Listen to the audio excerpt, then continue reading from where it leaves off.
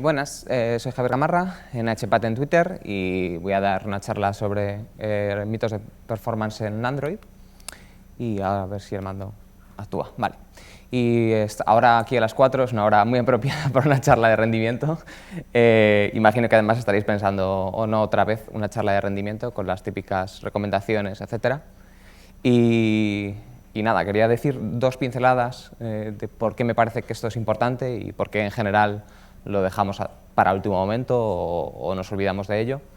Y como una imagen vale más que 1000 palabras, se me ha ocurrido poner una imagen, que es esta. Entonces, a lo mejor algunos de vosotros habéis experimentado esta pantalla, la podéis experimentar fácilmente.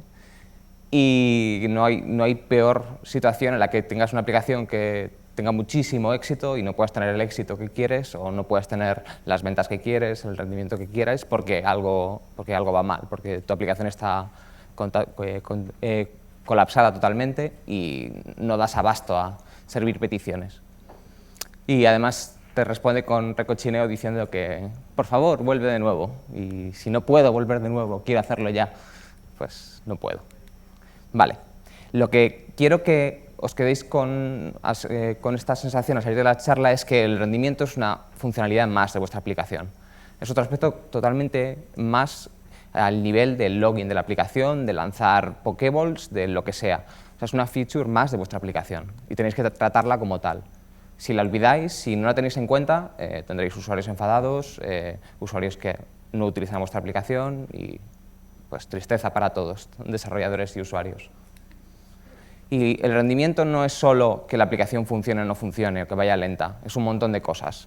Es que la CPU no esté al máximo y deje espacio para otras aplicaciones, es que tenga memoria y no me lance un out of memory o empiece a robar memoria para otras aplicaciones, es que la red vaya bien y cada vez que tenga que hacer una petición no me gaste 8 megas de la tarifa de datos del usuario, con las llamadas enfadadas o los mensajes en los comentarios de la Play Store. Y es todo, es que la batería no se funda directamente. Entonces, si tenemos una aplicación perfecta en la que puedo cazar Pokémon, pero al cabo de 2 horas no tengo batería, ahí me falla algo. Y también es que todo lo de arriba vaya bien, pero que tu aplicación se sienta bien. No es solo que consuma poca CPU, sino que esa CPU, cuando la consumas, sea en el momento adecuado. Me da igual que tengas una aplicación que aproveche la CPU totalmente cuando empiece a perder frames en algunos momentos dados importantes para el usuario. Vale, entonces, el consejo que os quiero que os llevéis de aquí es que midáis. Es importantísimo medir, o sea, siempre medid. No me gusta el enfoque de la típica cita del rendimiento, la optimización temprana es la raíz de todo mal. No me gusta las optimizaciones tempranas, prematuras, como quieran llamarlo los desarrolladores de Android. Me gusta medir, ver qué es lo más grave y arreglarlo. A mí me ha pasado millones de veces, no sé si a vosotros os ha pasado, que voy con una idea preconcebida, voy con una idea de yo creo que el problema de rendimiento de esta aplicación es por esto. Y cuando me pongo a medir es algo completamente diferente, que no se me había ocurrido jamás y que probablemente tiene una solución muy sencilla en vez de refactorizar toda la aplicación, refactorizar el acceso a no sé qué. Medid. Y para eso Google se ha portado muy bien y nos ha dado millones de herramientas. Entonces voy a comentaros alguna. Si las habéis visto todas, hablad conmigo al final, porque vamos, os doy un caramelo, una chocolatina, lo que queráis. Entonces, es muy importante usar la herramienta adecuada para el trabajo adecuado. Seguro que habéis oído la cita ya, porque es muy famoso en desarrollo, de si tengo un martillo, para mí todos son clavos. O sea, si solo tengo un martillo, para mí todos son clavos y siempre voy con la misma herramienta, con la misma forma de trabajar, con la misma librería, framework, etcétera, porque no conozco más. Entonces es importante conocerlos todos y saber cuándo usar cada uno. Y lo que más estaréis acostumbrados seguro es los típicos monitores de Android Studio, vamos, la herramienta separada en el que te van diciendo pues, el estado de la CPU, el estado de la memoria, etcétera. Todos estos habréis visto el monitor continuamente y alguna vez habréis visto que al lanzar vuestra aplicación de repente hay un spike, hay un pico por ahí preocupante. Esto está muy bien tener un poco la idea de qué está pasando, pero tenemos herramientas mucho más avanzadas que deberíamos saber manejar y deberíamos saber aprovechar. También tenemos el Device Monitor, que está ahí un poco en medio de la nada, ya desintegrado totalmente del IDE, con algunas cosas migradas, etcétera. Bueno, podemos monitorizar algunas más cosas por aquí. ¿Qué más? Tenemos, que espero todos conozcáis, la posibilidad de ver el overdraw que tienen nuestras aplicaciones. O sea, las veces que estamos pintando cada cosa. Entonces, esto estoy yendo de fácil a más complicado. Esto deberíais manejarlo todos y saber bien cuándo estáis pintando muchas veces en vuestra aplicación. Intentar minimizar ese overdraw para que la aplicación vaya mucho mejor, para que la CPU se pase mucho menos tiempo pintando, etcétera, para que el usuario perciba que va mucho más fluida, etcétera. Y todos conoceréis pues, una forma de procesar fácil lo que antes hacía Matt, bueno, lo que sigue haciendo Matt, pero una forma más fácil de procesarlo, que es Licanary. Espero que todos al menos lo hayáis probado en vuestras aplicaciones, la habréis echado un ojo en las diferentes pantallas, a ver si tenéis un memory leak, etc. Es una forma, o sea, no va a pillarte todo, pero es una forma trivial de comprobar que no tienes algún memory leak evidente. Vale. También está genial el Hierarchy View. No sé si le conocéis, si le habéis trabajado con él, pero es una herramienta que te deja ver toda tu estructura de layouts. Además, tiene la funcionalidad de los puntitos en el que te va diciendo ese layout en concreto, cómo se compara con el resto de layouts. Si se pinta más rápido que el 50% de los layouts, si se pinta más lento, etcétera, para ir optimizando los layouts que sean adecuados. Y así podéis ver si tenéis una jerarquía gigantesca de layouts, intentar aplanarla, etcétera, optimizarla, reducirla. Vale. Y también tenemos el Allocation Tracker. Ahí escondido, tras empezar a monitorizar memoria, tenemos una herramienta que nos va diciendo en qué vamos consumiendo toda la memoria de nuestra aplicación. Entonces empezamos a hacer una captura de datos, la paramos y nos va diciendo, pues el 20% de tu memoria se va en este método, en concreto aquí, el 80% en este, etc. Entonces es una herramienta que deberíais usar cuando tenéis memory leaks, cuando tenéis problemas de memoria, para identificar rápidamente a dónde se está yendo. Y tenemos también en dos formatos el Trace View. Podemos monitorizar la CPU que tiene o sea, a qué se está dedicando la CPU de nuestro móvil, las CPUs de nuestro móvil, e ir viendo en qué métodos está pasándose el tiempo. Entonces, podemos monitorizarlo desde esta forma o desde el antiguo Device Monitor con este layout un poco más feo. Vale, tenemos el GPU Profiler, que este ya es un poco más exótico y no sé si habéis usado. Tenemos la opción desde un móvil físico ir activando una herramienta que nos va diciendo en qué está dedicándose el motor de pintado, si está pintando, si está preparando la vista, si nos vamos a pasar de la barrera de los 16 milisegundos, etc. Entonces, si queréis ver rápidamente si estáis perdiendo frames por una lista, por una animación, etc., es una herramienta que os puede ayudar para ello. Y tenemos también HProf. HProf es otra forma de monitorizar la memoria en la cual podemos ver leaks de actividades, leaks de memoria, etc. Todo esto son capturas en base a la aplicación que vamos a usar para hacer unos pequeños jueguecillos de monitorización. Vale, y tenemos systrace. ¿Alguno de vosotros habéis utilizado systrace? Imagino que recientemente no, porque casca, porque con la última versión de Chrome no funciona. O sea, tienen un error de algo que deprecaron del estándar, vamos, del observe de JavaScript y no genera un HTML válido. Esta es una herramienta que te genera un fichero HTML en el que te dice a qué se está dedicando. Es una captura de mi móvil que no estaba haciendo muchas cosas, entonces está un poco vacía de barras. Pero normalmente veríais más barras y te está diciendo a qué se está dedicando todos los cores del móvil, si está pintando, si está la CPU calculando, etc. Todo es como una vista, o bien los milisegundos que tú le especifiques, o bien en cada llamada a método, de todo lo que está haciendo tu móvil en un momento dado. Y también tenemos, y esta captura no es mía, porque esta herramienta yo jamás la he probado, el Battery Historian. ¿La conocíais alguno? Es otra herramienta que ha hecho Google más o menos recientemente para monitorizar. En realidad es un servidor en Go que corre en tu móvil y que te genera un HTML, etcétera, tal, para monitorizar qué está haciendo la batería, o sea, dónde se está yendo la batería, en qué aplicaciones. Entonces, si tenéis un problema de batería de vuestra aplicación, que se está fundiendo la batería del móvil, pues podéis ir viendo en cada momento de aquí he hecho una sincronización de datos, aquí he hecho, etcétera, e ir intentando arreglar esos problemas de batería. Y por último, hay herramientas externas, y una de ellas, que es curiosa, sobre todo para ver cómo están hechas otras aplicaciones, es Nimble Droid. No sé si la conocéis, pero es una web en la que se dedican a analizar aplicaciones del market y os dicen tanto qué librerías usan, tiempos de arranque en frío, cuántos métodos tienen, etcétera. Este tipo de cosas. Hacen un análisis de las aplicaciones del market y podéis decir, oye, quiero que me analicéis esta aplicación mía, etcétera, este APK o esta aplicación que está en el market pero no es muy popular. Está bastante curiosa y es una forma muy rápida de hacer análisis de cómo están hechas estas aplicaciones. Vale. ¿Qué más recomendaciones con tema de rendimiento? Usar un dispositivo antiguo. O sea, no uséis vuestro móvil reciente de hace un año. Ayer salió que Facebook tiene una granja de 2000 móviles antiguos para hacer testing de sus aplicaciones. No llegando a ese extremo, pero al menos, o sea, este tipo de test de rendimiento no tiene sentido hacerlo con un móvil reciente porque os va a mitigar problemas. Tenéis problemas en realidad que los usuarios están experimentando, pero vosotros no veis. Y por último, yo soy una persona muy pragmática, para bien o para mal. Yo siempre soy de la opción de ser pragmático. O sea, tened en cuenta cuáles son los mayores problemas de rendimiento y afrontarles, no ir simplemente por las modas. Entonces, al hilo de ser pragmático, lo que quería hacer en esta charla es un análisis de las cosas que se dicen en general en la comunidad, de esto es malo, esto es bueno, etcétera, que de realidad tienen. Y como quería hacerlo en base a una aplicación, bueno, la comunidad está muy apasionada con algunos temas, ya conocéis el típico flame de NUMS, performance, etc. Y hay bastantes temas en los cuales la comunidad se los toma muy a pecho y son como las batallas de tabs versus espacios o Emacs versus B.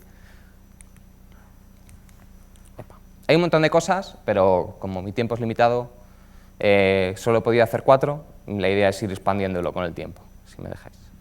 Vale, entonces, como aplicación de ejemplo, he utilizado la aplicación del Google I.O., que todos sabemos que es como la aplicación de Renfe para un desarrollador web. Entonces, la aplicación del Google I.O., lo bueno que tiene es que tiene un conjunto de código importante en open source, no tienes que firmar licencias con clientes para mostrarles su código, y quería compararla un poco al resto de aplicaciones que hay en el market, para ver si es representativa o no. Entonces, estas son las aplicaciones, más o menos, quitando juegos, porque no son representativos, de cuántos métodos tienen las 40 primeras aplicaciones del market, en top charts de España. Y nuestra aplicación de prueba, nuestro iOS Chat, va a quedar muy mal, porque hay dos outliers ahí, completamente, que os podéis imaginar que son Facebook y Facebook Chat. Facebook tiene más de en torno a 500.000 métodos y Facebook Chat tiene unos 160, creo que eran. Entonces están destrozando totalmente la gráfica de número de métodos de las aplicaciones. Si quitamos a Facebook, bueno, y al siguiente, que es Twitter, que tiene 50.000, es la barra amarilla, nos queda algo por ahí. Y nuestra aplicación del Google I.O. está ahí, lo cual, o sea, pese a que es pequeña, o sea, hay aplicaciones en el Google Market que son de ese tamaño similar. Aplicaciones de éxito, porque están en el top 40, que son de tamaño similar a la aplicación del Google I.O. Y de hecho, hay como 10 que son el doble de grandes o el triple de grandes. Y ahí pues hay desde aplicación de 1000 anuncios hasta Mega, etc. Estaba mirando. Las 40 aplicaciones del market. Entonces, sí que me parece más o menos representativa, podría ser una aplicación de éxito en el Play Store. Pues vamos a ver qué podemos hacer con ella. No mucho, porque está un poco mal. Vale, la primera cosa que quería mirar es bases de datos. Las bases de datos es un tema extremadamente polémico. Entonces, llega un momento de la temporada del año en el que la gente se empieza a hacer benchmarks de base de datos. Hay infinitos benchmarks. Aquí, básicamente, insultan al creador de otro benchmark por decir que hace trampas y que empieza a crear transiciones simplemente para que la base de datos vaya mal. Y entonces se pelean entre ellos. Es la típica polémica que nos gusta tanto a los desarrolladores, crear polémicas de la nada. Entonces, si entráis en las diferentes ORMs, DAOs, capas de abstracción de base de datos, veis que mola porque todas son muy rápidas. Todas dicen que son la más rápida, son mucho más rápidas que sus competidores. Si vais a cualquier comparación de benchmarks, todas salen bien. De hecho, quiero mencionar específicamente a la de Realm, que durante un año tuvo este benchmark en su página y abajo ponía, este benchmark está mal.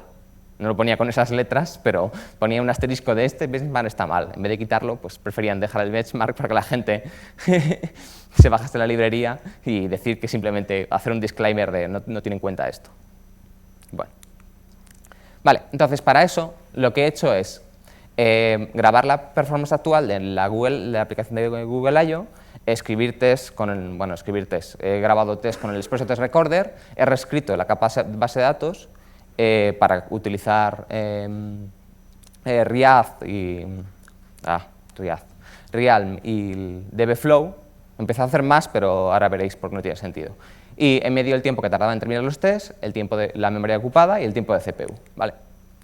Creé varios casos de uso sintéticos, varios casos de uso con Espresso Test Recorder, pues en plan de, primer caso de uso, pues entrar, aceptar, seleccionar la cuenta, tal, ir a esta parte de la pantalla, tal, mirar, añadir esa a la agenda. Otro caso de uso, ya con la aplicación aceptada todas las condiciones, pues entrar, ver el contenido de la agenda, otro caso de uso, etc. Entonces estuve mirando la performance de todos los casos de uso, van sorprendentemente rápidos. En el caso de uso de entrar en la aplicación, pese a que hay bastantes frames perdidos cada vez que parsea, la aplicación solo consume 4 megas y pico de media, y se pasa la memoria, está el 78,8% ocupada parseando los datos que vienen en la primera agenda.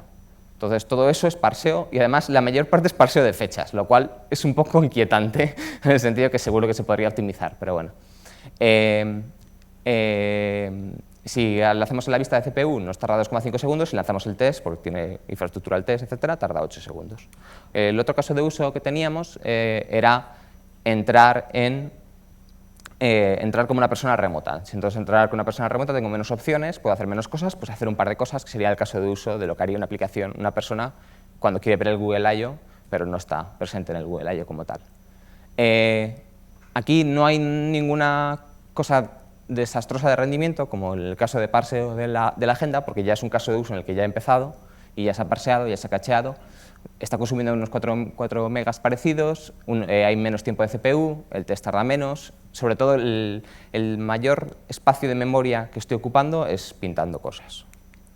Vale, y el caso de uso normal, que sería una persona que está en el Google I.O., ya ha entrado, etcétera, tal, pues tiene estos datos. Entonces, si empezamos a medir cuánto tardan las cosas de la base de datos, lo estoy haciendo con varios modelos, pero me he quedado con uno de los más sencillos para enseñaroslo, no sé si verán muy bien desde ahí, pero en el caso de ver qué cosas tengo apuntadas en la agenda, ya empezamos a ver los primeros datos. Entonces, soy fatal haciendo capturas, como podéis ver, y he aprendido mucho a cómo no hacer capturas.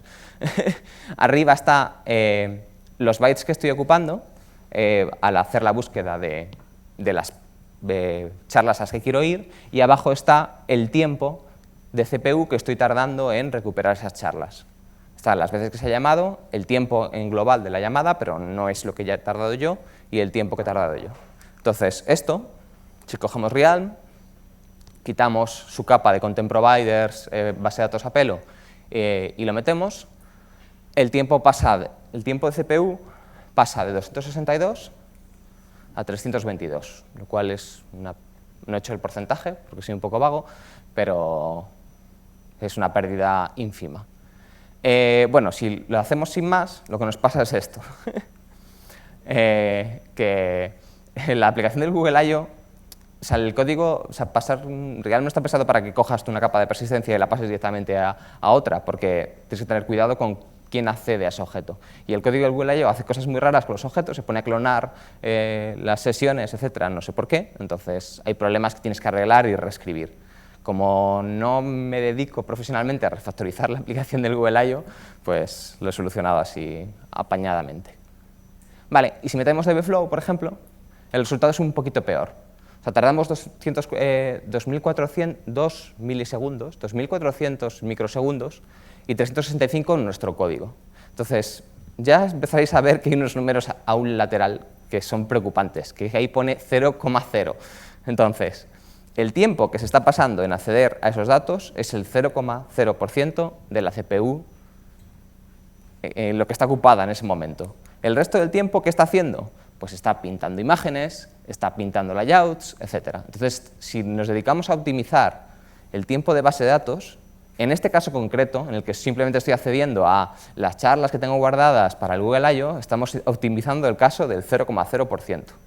Entonces, hay el 25,7% de la RAM en ese momento está ocupada mostrando una imagen view, y nuestro paquete, el paquete del Google I.O., está ocupando el 3% de la RAM en ese momento, cuando hay layouts por ahí ocupando muchísimo más que todo nuestro paquete del Google I.O.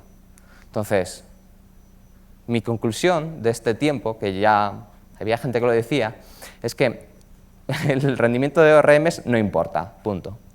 Para los casos de uso que estamos teniendo, para este caso de uso simple de recuperar algo, el rendimiento es ridículo, es trivial.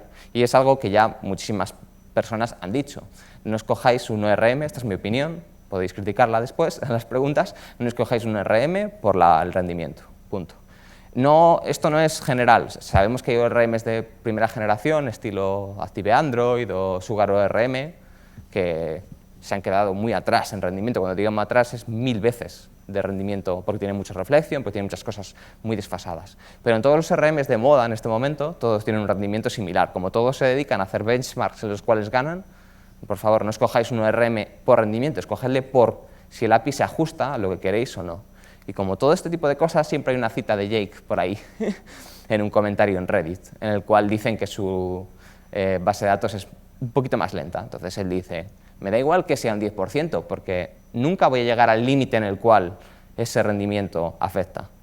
Yo prefiero tener una API bonita, en la cual trabaje bien, que el 10% o el 20% de rendimiento, que son las cifras que estamos viendo ahora en una optimización absurda, porque no es el punto a optimizar.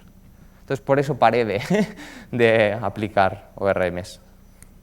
Vale, no sé qué tal voy. Vale, frameworks de inyección de dependencias. ¿Cómo de lenta es Reflection? Es una gran pregunta. ¿Y el odio a Reflection? Pues yo pensé que sería menos lenta que el odio que tiene, pero la verdad es que sí. O sea, hay bastantes casos de uso y los estoy mirando en base a varias herramientas que hay en la web de cuánto se pasan aplicaciones arrancando por reflexión que tienen inicial. En general es por parseo de XML, por parseo de JSON. Reflexión es muy lenta cuando tienes muchas llamadas y hace mucho daño en muchas aplicaciones. 700 milisegundos al New York Times, 160 a Photobucket, eso es casi un segundo. En un segundo, créeme que lo percibís todos sin problemas. Y en general es porque la Jersey o librerías antiguas de JSON o de XML utilizan mucho Reflection para parsear y son muy intensivas con las llamadas a getMethod, getClass, tal. Entonces se hacen millones de llamadas y con eso se pierde un montón de rendimiento. Una llamada en concreto de un método directo o un método por reflexión, dependiendo hay una comparación por ahí, hay cosas que son 100 veces más lentas, pero hay cosas que son solo 3 veces más lentas. Lo que pasa es que si combinas 1000 llamadas, que son las típicas de llamadas que tienes haciendo parseos de datos, estás perdiendo un montón de rendimiento. Vale, pero esto en parseo de XMLs y JSONs. ¿Y qué pasa con frameworks de inyección de dependencias? Pues me puse a meter RoboGuys en la aplicación de Google I.O., pero no es tan sencillo como parece. Pero gracias a Dios alguien majo había hecho una aplicación de prueba de benchmarks de inyección de dependencias. Y RoboGuys sale muy mal. Si alguno habéis usado RoboGuys, yo sí, porque soy muy mayor ya, pero no tiene sentido usarlo en este momento. O sea, es sustancialmente más lenta que Dagger, que Dagger 1 que Dagger 2. Y ahí está la diferencia de rendimiento de Dagger 1 y de Dagger 2 en una inyección sintética de 5000 y pico objetos, que son más que los que típicamente inyectarías en una aplicación real. Entonces, el primer punto es, vale, RoboGuys es muy lento. De hecho, es tan lento que el propio autor lo reconoce en el comentario. Dice, es que estás inyectando demasiados métodos, entonces deberías inyectar, o sea, demasiadas clases, deberías inyectar menos, y entonces así simplemente sería 5 veces más lenta. Vale. Hay gente que haya hecho los cálculos, bueno, estos cálculos, vale, me falta una slide. Vale, yo he cogido ese framework de pruebas y he hecho la no inyección, o sea, he creado las cosas a mano. Y eso tarda 39 milisegundos. O sea, crear 5400 objetos de la forma que se está pidiendo en esa aplicación tarda de media 39 milisegundos. Dagger 2 está tardando 62, lo cual todos reconoceremos que es una pérdida de rendimiento nula. Y Dagger 1, 154. O sea, ese 100 milisegundos depende de vosotros si queréis ser más felices con overrides de inyecciones o no. Eso ya es a vuestra opinión. A mí me parecen totalmente asumibles. Vale. Y me falta un slide. Vale. Había más comparaciones de RoboGuys porque con NimbleDroid se pueden hacer cosas curiosas y se puede ver cómo están evolucionando las aplicaciones cuando cambian de librería. Entonces, ha habido alguna aplicación en el market que tenía RoboGuys y ha cambiado a Dagger, y se ha ahorrado 1 segundo y pico de rendimiento. Yo, por ejemplo, que sí que usé RoboGuys hace tiempo, cuando Dagger no existía, sí que recuerdo 2 segundos de inyección. Eso sí, es muy cómodo de usar, porque tienes anotaciones para todo. Vale, RX. ¿Qué hace RX? Pues aquí hay un placeholder para hablar de, ¿no? Pero RX puede ser mucho más eficiente que el código normal. Y es la típica comentario que se suele hacer con los streams de Java. No, los streams de Java pueden ser mucho más eficientes que el código de Java normal, porque como son lazy y van haciendo la operación según se le va pidiendo, puedes o bien postergar y no hacer la operación porque no se necesite, o bien, si vas filtrando o haciendo cosas así, o vas haciendo peticiones, el típico ejemplo de hacer una petición a la Wikipedia e irla cancelando, pues vas cancelando peticiones, vas haciendo menos peticiones.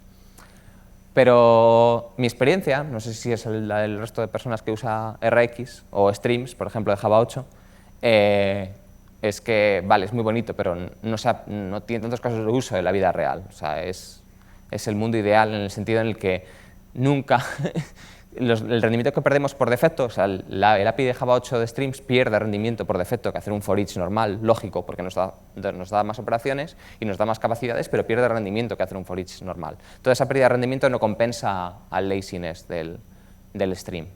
Y sí que tiene sentido en un lenguaje en el cual el propio lenguaje tenga el concepto de laziness, pero en Java, un lenguaje en el que no existe el concepto de laziness, en el que todas las cosas son eager, son pedidas directamente, los streams y RX son como una isla abandonada. Si tenemos un lenguaje en el cual todo es vago, es Haskell, todo es vago por defecto, ahí sí que tiene sentido porque todo se integra perfectamente, pero aquí no.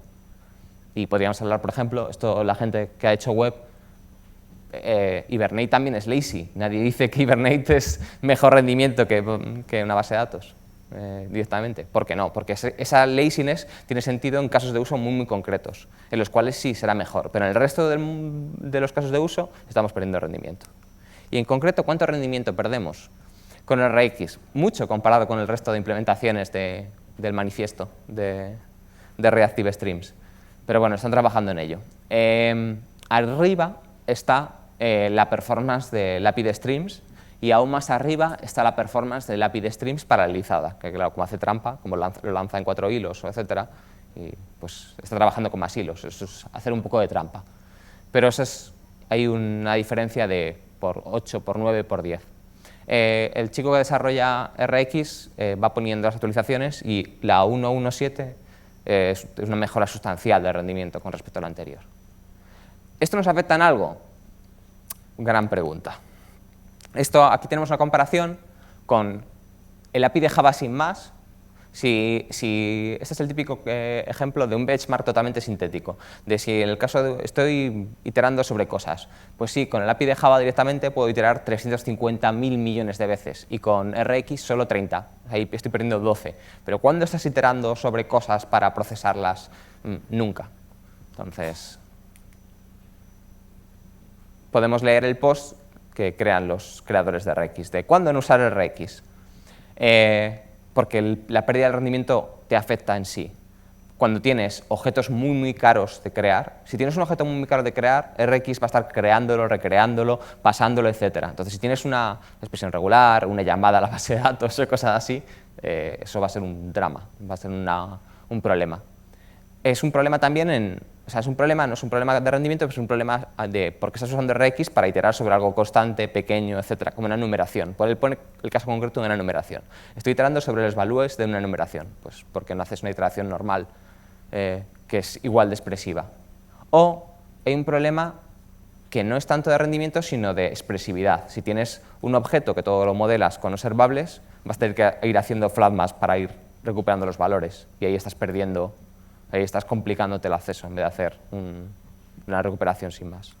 Vale, entonces he cogido un par de casos de uso, sobre todo los sencillos de implementar, los casos de uso de objetos caros y enumeraciones, y les he hecho test, también Android test, corriendo sobre nuestra aplicación, y son más o menos parecidos al primer benchmark que veíamos. O sea, la versión de 1.1.6 es más o menos en torno a 8 veces más lenta que código Java sin más, código Java ejecutado sin más.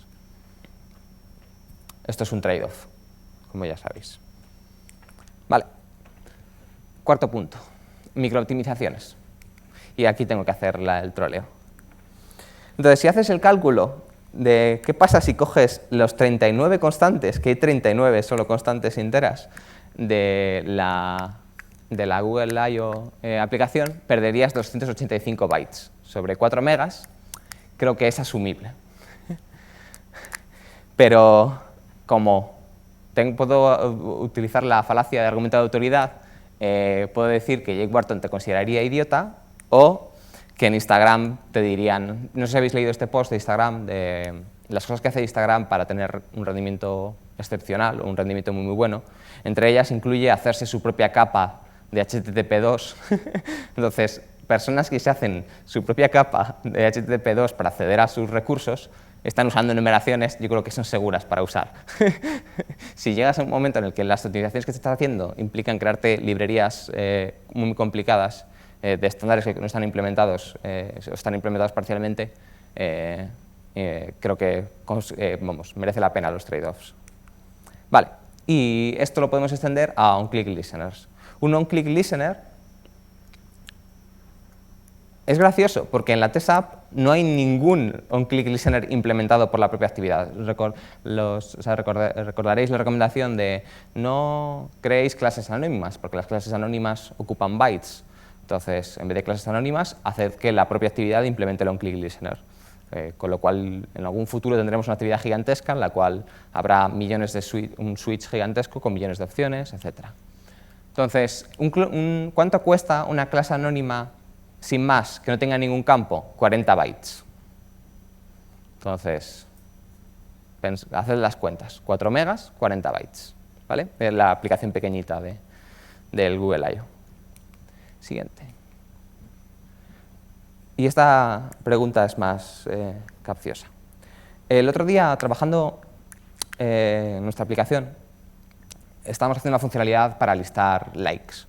Entonces nos dijeron, nos llegó la situación de, oye, ¿qué pasa si hay 1 millón de likes en el asset, en la cosa que hay para comentar? Los likes no son solo el like sin más, sino que tienen más información, pues el usuario, etc. No recuerdo exactamente el caso de uso. ¿Qué pasa si yo envío al móvil 1 millón de cosas y tiene que hacer la media de likes, por ejemplo, o el average? ¿Cuánto tiempo cuesta a Java en un móvil viejo iterar 1 millón de cosas y calcular la media? ¿Alguno se atreve a decir un número?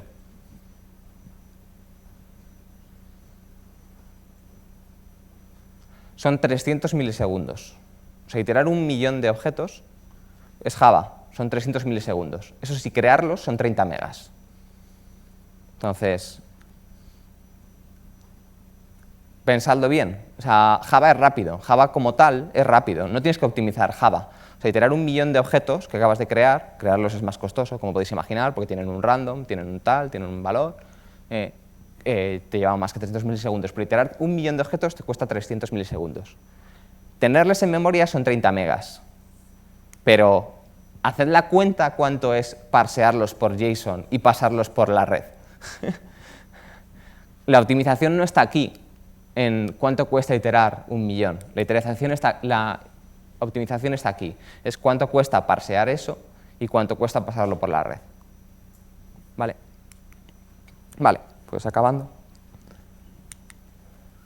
No he hecho ninguna recomendación. Me he metido con la gente que dice que las bases de datos son más rápidas que otras, también con los que dicen que Dagger 1 es lento, con los de la polémica de numeraciones, pero no he hecho ninguna recomendación. Hay muy pocas cosas, o sea, hay millones de recomendaciones en Internet y quería hacer solo algunas pocas, las que me parecen más importantes. Entonces, hay varias cosas que me gustan de interfaz y creo que son buenas y no tienen ninguna pega. Y una de ellas es tener interfaces planas. Y tener interfaces planas no es solo poner un relative layout arriba del todo, porque eso es malo, aunque parezca bueno de partida. O no es eso, poner weights anidados, o no es, o sea, es algo que requiere cuidado y requiere cariño. También me gusta usar tags con merge, porque mucha gente no les conoce y están creando layouts continuamente, con includes y con inflados, etcétera, que no sirven para nada, simplemente están añadiendo pasos en la jerarquía. Y viendo la aplicación de Google I.O., jugando con ella, la mayor parte de la memoria se va siempre en las imágenes. Y es algo que, como los desarrolladores, al menos en mi caso, no estamos tan acostumbrados a trabajar con imágenes, somos más dados a, ala, me das una imagen sin más y te la lanzo así, según me viene, o te la pillo de la red según viene. Y es donde se te va toda la RAM. Si alguna vez trabajabais con imágenes en móviles antiguos y empezaban a daros out of memory con cualquier librería que habéis hecho vosotros de bajada de imágenes, cuidad eso porque es el aspecto más importante en memoria. Y el alfa. El alfa es una propiedad hecha por el diablo que te destruye todo el rendimiento de tus layouts, tenedlo en cuenta. Y hay cosas que me gustan en código.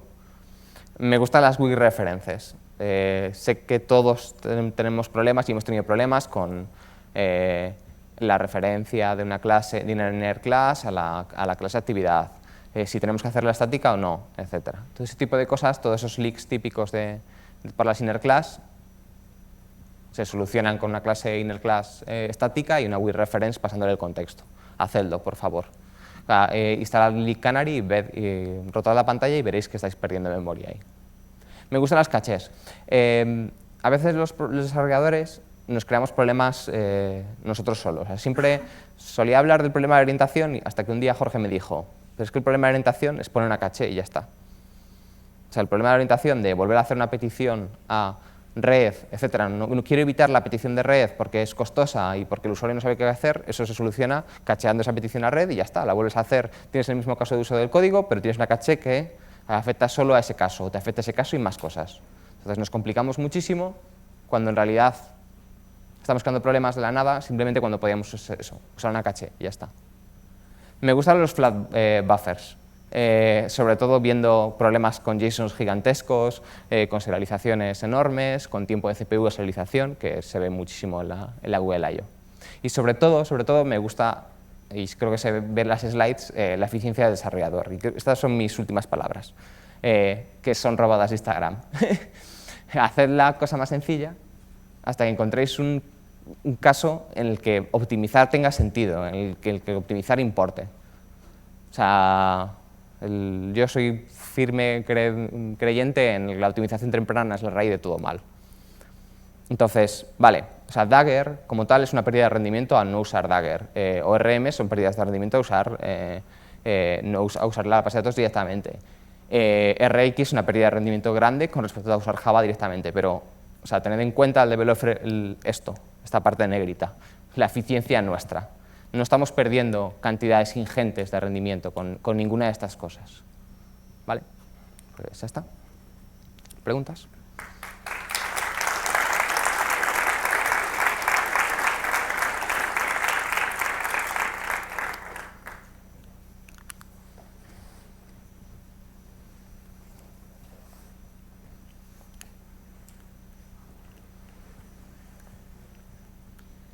Tantas preguntas a la vez, no, ¿eh? Me siento abrumado. Pues que va a ser más difícil.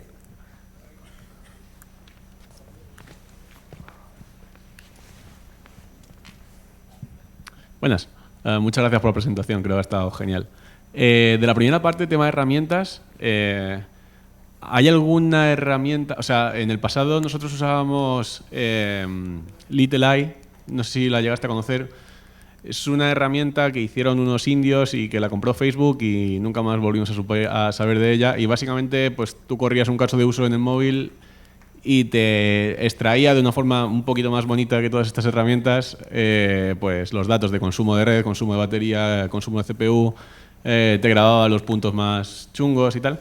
¿No hay ninguna herramienta que un poco no nos ayude a no tener que abrir 5 herramientas? Además, no son especialmente sencillas de utilizar y tal. ¿Conoces algo más o sabes si hay algo en proceso? ¿O la montamos nosotros y nos forramos? ¿O cómo?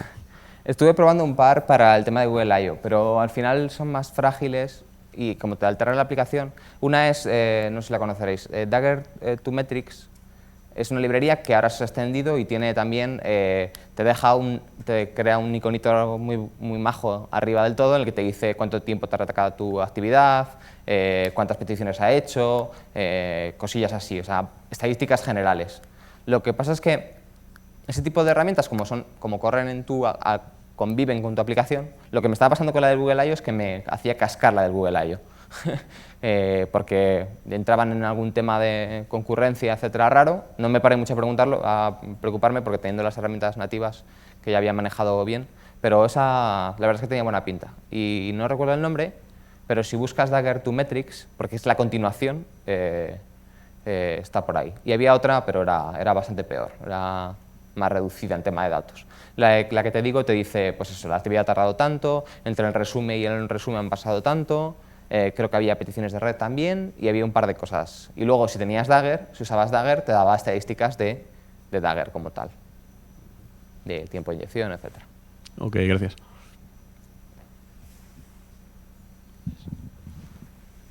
Esa que te digo se instalaba como plugin de tu aplicación. Hola, hablabas de cachés. ¿Qué recomiendas o cómo lo haces tú? ¿Guardas objetos serializables en disco, los pasas a JSON, shared preferences? Cuéntanos. Es una pregunta muy complicada. Creo que he probado todas las opciones y todas tienen pegas. Si alguno tenéis una recomendación de caché genial, ahora estoy utilizando las derivadas de CRIO. O sea, CRIO es serialización rápida, etc. Pero claro, es serialización, entonces si el objeto cambia, vas a tener esos problemas. Pero bueno, es una caché temporal, entonces hay varias CRIOs, una serialización de Java muy rápida, o sea, no es como la serialización normal y no es como parcelable como tal, es una serialización muy eficiente, no tienes que heredar de nada, necesitas un constructor por defecto, eso sí, pero bueno, es algo que más o menos puedes tener. Pero es muy eficaz, o sea, muy eficiente en tema de rapidez. Tiene pegas, muchas. No sé, ¿alguna recomendación?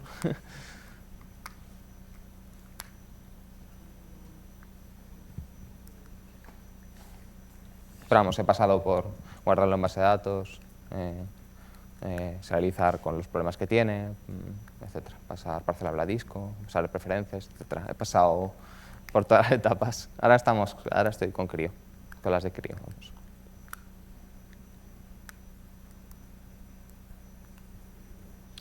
¿Alguna pregunta más?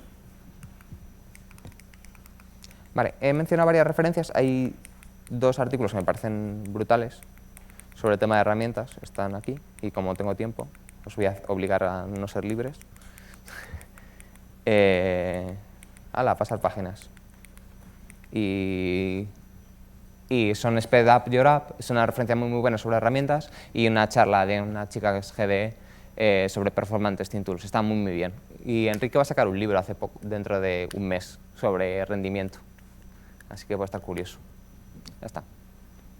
Gracias.